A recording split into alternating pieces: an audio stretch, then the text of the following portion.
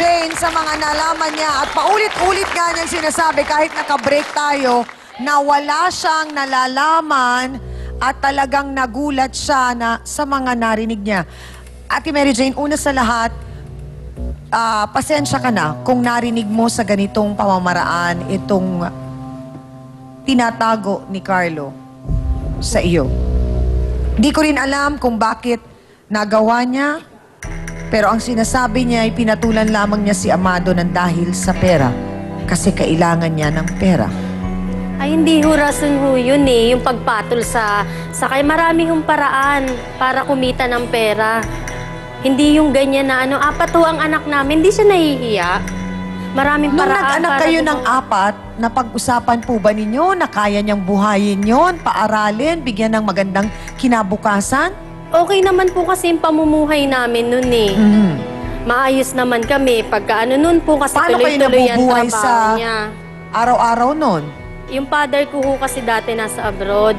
Doon kami nakatira. Tama naman nagtatrabaho din siya nun. Okay pa naman. Tapos nung magtatlo yung anak namin, doon na medyo umano yung trabaho niya. Paano-ano na lang. Iyon, yung mga magulang ko na yung bumubuhay sa amin nun. Pag walang ano. Tapos ako minsan nagtitinda-tinda pag may nabibigay siyang pera. Hindi kaya nang dahil doon parang naging kampante si Carlo na hindi na niya kailangan magtrabaho ng todo-todo kasi sumusuporta naman ang mga magulang mo. Hindi ka ba parang naiilang doon sa ganung mga setup, Carlo? Makapula po ang mukha niya. Di naman. Nakakatanong ka? Di lang daw? Biruin mo, di ba? Saan paano pang hahanapin niya? Ando doon na siya sa bahay Ilang namin. taon na kayo nagsasama, Mary Jane? 15 years old na yung panganay, 16 years na kami nagsasama. 16 years na kayo nagsasama. Sa loob ng 16 years na yon, nanloko ba siya ng babae? Wala naman ho siyang ano, Ano wala. mga malalaking pinag-aawayan nyo? Ang ano lang niya, yung dun sa looban, nagsusugal, nagiinom, yun lang naman ang libangan niya nagsusugal doon. din. Baka ho kaya siya naghahanap ng pera para naman sa bisyo niya sa... Sa sugalan ba kayo nagkakilala na dalawa? Binibigay.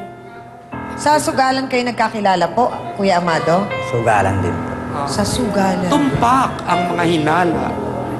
So mag-classmate pala sila. Carlo, anong tawag mo kay Amado? Mama. Ha?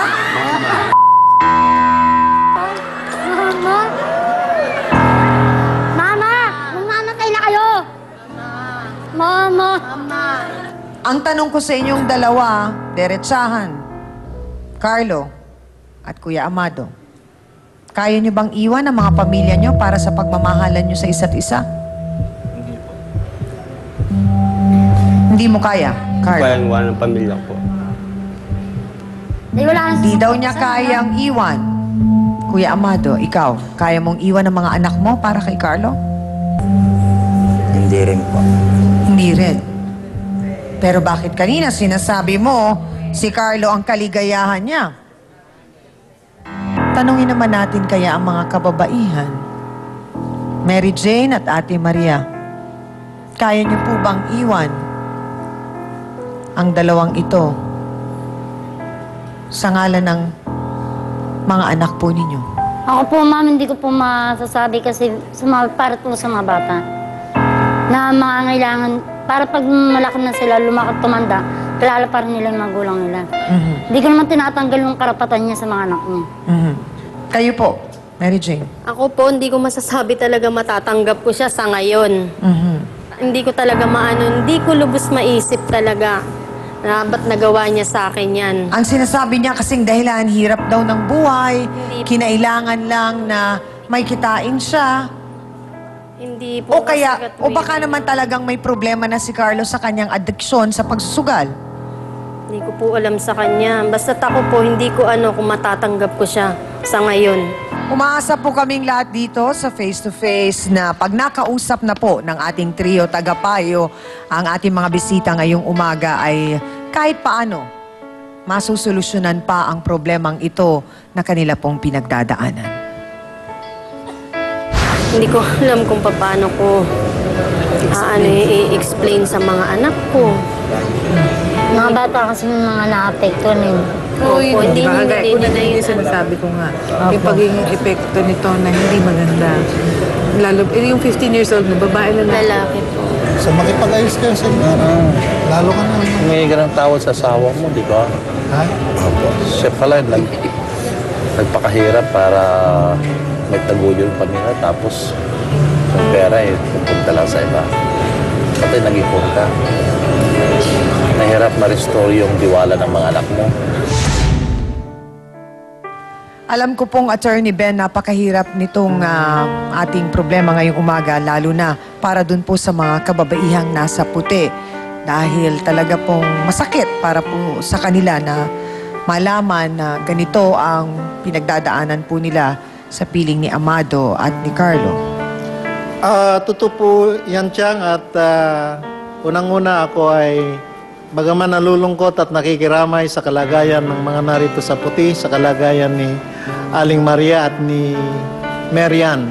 Subalit, ang hangarin pa rin namin sa programang ito ay magkaroon ng kalutasan ng inyong nararamdaman na ngayon ay kalungkutan. At yan ang nais ko ring iparating sa kalagayan ng narito sa pula, lalong higit sa kalagayan ni Mang Amado.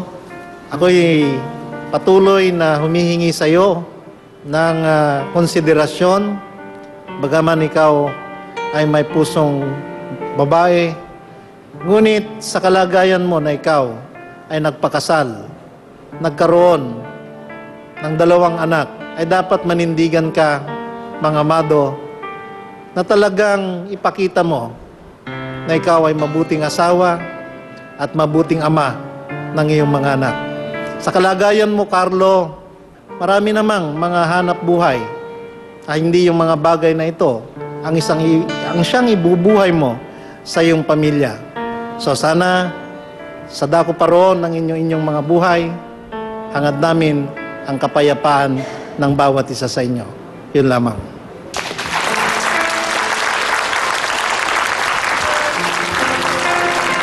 Sa mga pagkakataon na merong mga ganitong klaseng mga pangyayari na ang mga tulad ni Mang Amado ay mag-aasawa, natatandaan ko siguro mahigit 1.5 taon na ang ating CS na si Bebot, na siya bagamat ay isang Becky, alam nyo, Mang Amado, lahat gagawin para sa anak. Lahat. Pati pagmamanicure, pedicure gagawin. Magtitinda kahit ano.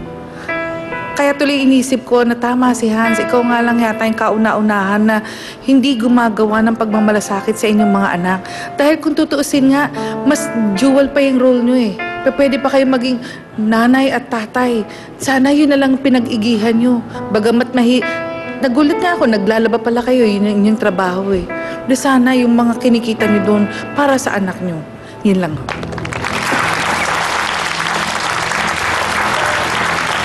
Naguguluhan ka at nalilito ka sa kung sino ka, Mang Amado. Isang krisis sa iyong personalidad ang nararamdaman mo. Ngunit tulad ng sinabi po ni Attorney, na ang tinahak mo at pinili mong estado sa buhay ay yung may asawa. At sa pagiging may asawa ay nagkaroon ka ng anak. Sana tuloy-tuloy na yon. Naging consistent ang iyong role bilang ama, bilang asawa. Alam nyo, Carlo at Mang Amado, pareho kayo. You have one thing in common. Pareho kayo ama. At pareho kayo